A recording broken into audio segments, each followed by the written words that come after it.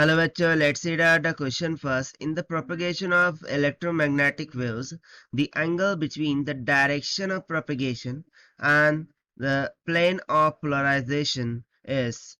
So यहाँ पर देखिए जब कभी हम बात करते हैं प्रोपगेशन ऑफ इलेक्ट्रोमैग्नेटिक वेव्स की, सो उसके लिए जो angle of direction of propagation and plane polarization है वो कितना होता है वो हमें यहाँ पर बताना है.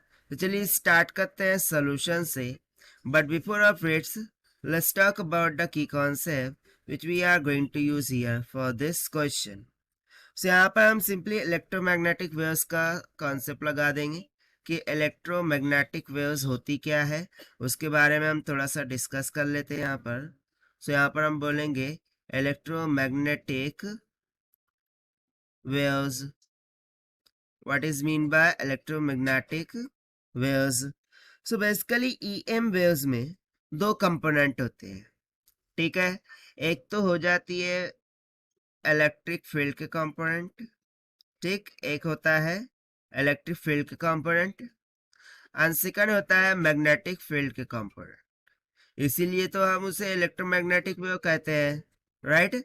मैग्नेटिक फील्ड के कंपोनेंट. और इन दोनों को कंबाइन करके हम क्या फॉर्म करते हैं, द इलेक्ट्रोमैग्नेटिक वेव्स, ठीक. सो बेसिकली यदि मैं इसको ड्रॉ करके समझाऊं आपको, सो लेट्स सपोज कि ये हो गई उसकी डायरेक्शन ऑफ प्रोपगेशन. इसे हम क्या कहते हैं, डायरेक्शन ऑफ प्रोपगेशन. और यहाँ पर मैं इस तरीके से ड्रॉ कर देता हूँ पहले इलेक्ट्रिक फील्ड की वेव को, ठीक.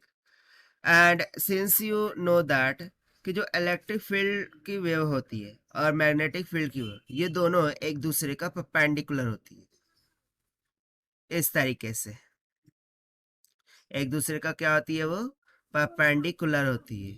यानी कि यदि इलेक्ट्रिक फील्ड वाई में होगा, ठीक, यदि इलेक्ट्रिक फील्ड वाई में होगा, सो जो मैग्नेटिक फील्ड होती है वो कहाँ होती है, जेड डायरेक्शन में होती है, ठीक. इसको हम मानते हैं कि ये मैग्नेटिक फील्ड को रिप्रेजेंट कर रही, यानी कि बी वेक्टर.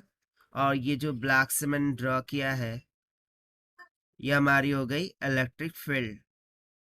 ये एक दूसरे का क्या है, परपेंडिकुलर है. Do remember that both of them are perpendicular to each other. Now if you see that, see यहाँ पर direction of propagation, direction of propagation, ठीक. propagation वो किधर है, राइटवर्ड डायरेक्शन में, यहाँ पर दिखा रखा है मैंने. और जबकि electric field and magnetic field ये दोनों एक दूसरे का कैसा है, परपेंडिकुलर है.